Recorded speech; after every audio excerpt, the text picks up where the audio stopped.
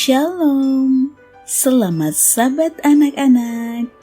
Apa kabarnya di hari Sabat ini?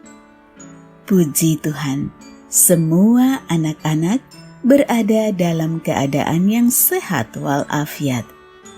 Terima kasih Tuhan, sudah menjaga dan melindungi anak-anak sekalian pada sepanjang 1 minggu yang sudah berlalu.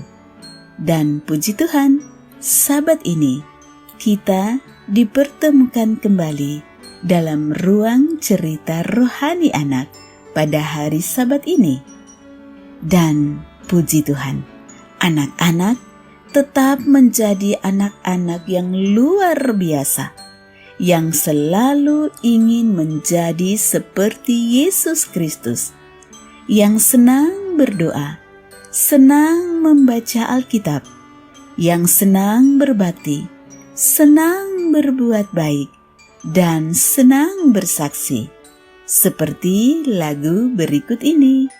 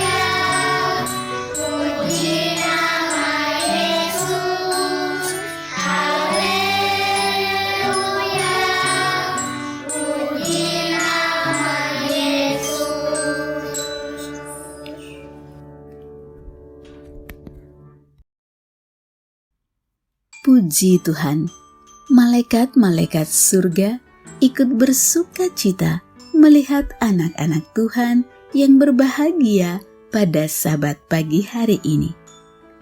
Anak-anak Tuhan, terima kasih kepada Tuhan Yesus untuk kesempatan melalui ruang cerita rohani anak-anak pada pagi hari ini.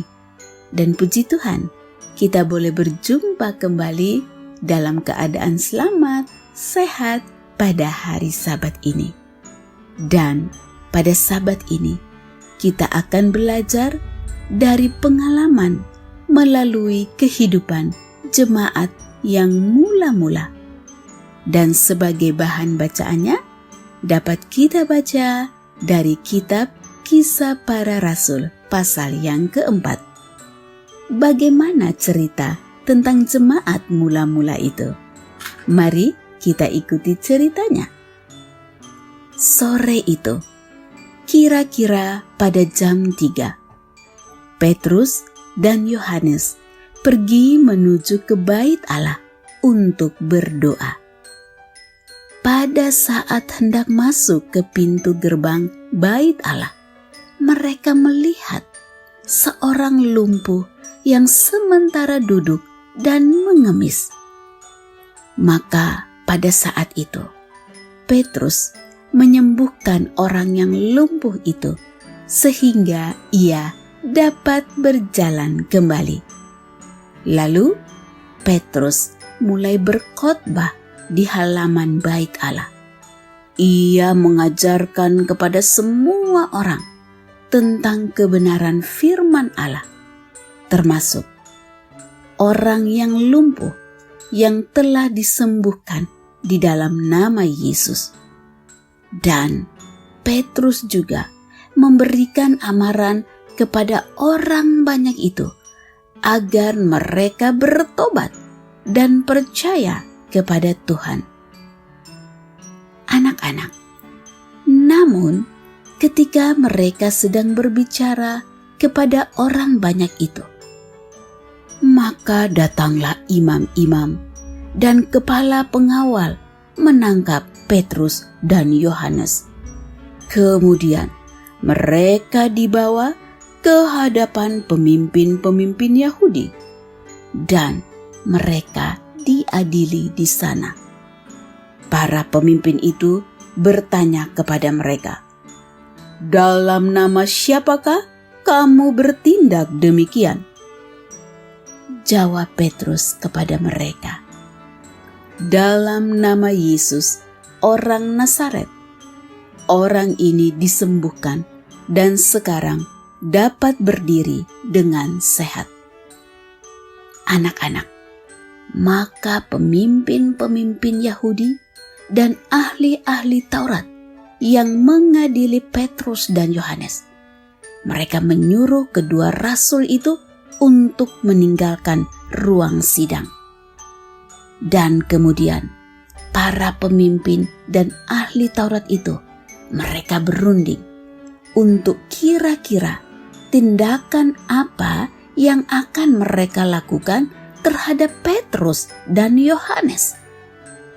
Dan pada akhirnya mereka membuat keputusan yang mengancam Petrus dan Yohanes untuk tidak mengajar tentang Yesus kepada orang banyak. Kedua rasul itu pun disuruh kembali masuk, dan mereka memerintahkan agar Petrus dan Yohanes tidak lagi berbicara atau mengajar tentang Yesus. Tetapi Petrus dan Yohanes menjawab, "Tidak mungkin bagi kami untuk tidak berkata-kata tentang apa yang telah kami lihat dan tentang apa yang telah kami dengar." Dan akhirnya Petrus dan Yohanes dilepaskan karena pemimpin-pemimpin Yahudi itu takut kepada orang banyak yang telah memuliakan Allah karena mereka telah melihat peristiwa kesembuhan orang yang lumpuh itu. Anak-anak, lalu pergilah Petrus dan Yohanes kepada kumpulan umat percaya itu, yaitu jemaat yang mula-mula, jemaat yang pertama. Dan mereka kemudian menceritakan semua yang dikatakan imam-imam kepala kepada mereka. Dan apa yang mereka lakukan? Mereka semua menaikkan pujian kepada Tuhan. Mereka berdoa kepada Tuhan. Dan mereka memohon keberanian agar mereka tetap berani untuk memberitakan firman Allah. Anak-anak, jemaat yang mula-mula itu, mereka hidup dalam damai. Mereka mengasihi satu dengan yang lain. Mereka suka untuk memberi. Mereka selalu bersatu dan menolong satu dengan yang lainnya. Mereka saling memperhatikan dan mau untuk berbagi untuk sesama mereka yang membutuhkan. Bahkan mereka selalu berdoa bersama-sama. Anak-anak, demikianlah akhir dari cerita rohani pada Sabat ini, dan sebuah pesan rohani yang dapat kita ambil melalui cerita pada pagi hari ini, bahwa umat Tuhan yang pertama, mereka mengasihi satu dengan yang lain. Mereka menunjukkan cara hidup yang benar sebagai anak-anak Tuhan. Mereka menjadi contoh yang baik bagi kita tentang bagaimana hidup sebagai anak-anak Tuhan. Saling mengasihi, saling menolong, saling mendoakan satu dengan yang lainnya. Dan bahkan mereka berani untuk memberitakan tentang kasih Yesus. Bahkan ketika imam-imam kepala dan ahli-ahli Taurat memusuhi mereka, namun mereka selalu berusaha untuk menjadi seperti Yesus dalam setiap perbuatan mereka. Mereka tetap hidup di dalam kasih. Anak-anak, belajarlah dari kehidupan umat-umat Tuhan yang pertama, umat-umat Tuhan yang mula-mula. Marilah kita hidup dalam damai, mengasihi satu dengan yang lainnya, saling menolong, saling memperhatikan, dan bahkan mau untuk mendoakan satu dengan yang lainnya. Dan terlebih, berani untuk menceritakan tentang kasih Yesus kepada semua orang. Kiranya Tuhan Yesus memberkati anak-anak sekalian. Dan pada Sabat ini, sebagai ayat perenungan bagi kita, diambil dari kitab Kisah Para Rasul, pasal yang keempat, ayat 31. Dan ketika mereka sedang berdoa, goyanglah tempat mereka berkumpul itu, dan mereka semua penuh dengan Roh Kudus. Lalu mereka memberitakan firman Allah dengan berani. Anak-anak, mari hidup damai satu dengan yang lainnya. Mari berdoa bersama untuk memohon kuasa Roh Kudus bagi kita, sehingga kita dapat memberitakan firman Allah dengan berani, seperti lagu berikut ini.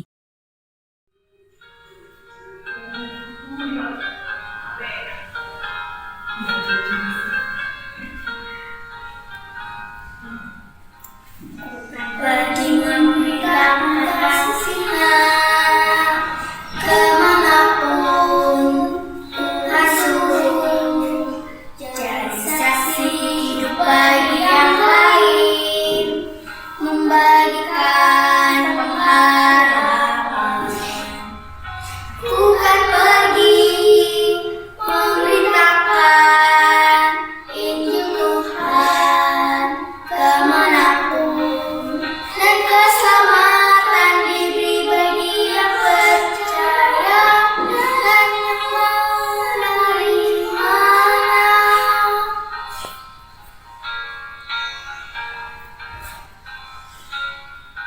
Bukan pergi memberitakan kasih-Nya kemanapun Tuhan suruh, jadi saksi hidup bagi yang lain, membagikan pengharapan. Bukan pergi memberitakan Injil Tuhan kemanapun, dan keselamatan diberi bagi yang percaya dan yang menerimanya. Bukan pergi memberitakan Injil Tuhan kemanapun, dan keselamatan diberi bagi yang percaya dan yang menerimanya.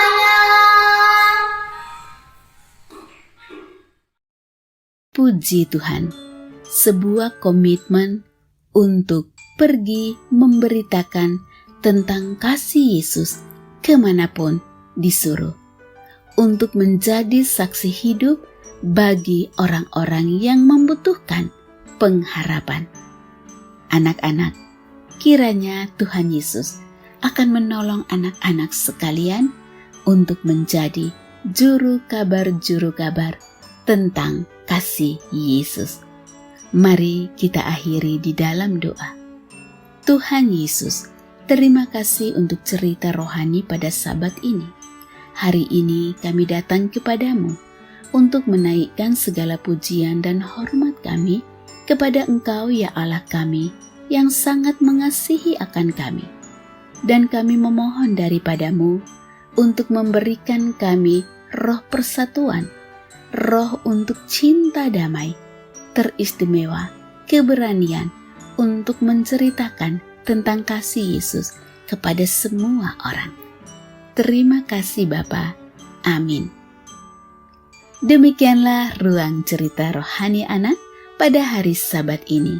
Sekali lagi, kiranya Tuhan Yesus memberkati anak-anak sekalian untuk berani menceritakan tentang kasih Yesus kepada semua orang dan mencontoh dari jemaat yang mula-mula, umat-umat Tuhan yang percaya kepada Tuhan untuk saling menolong, hidup dalam damai, dan mengasihi satu dengan yang lainnya.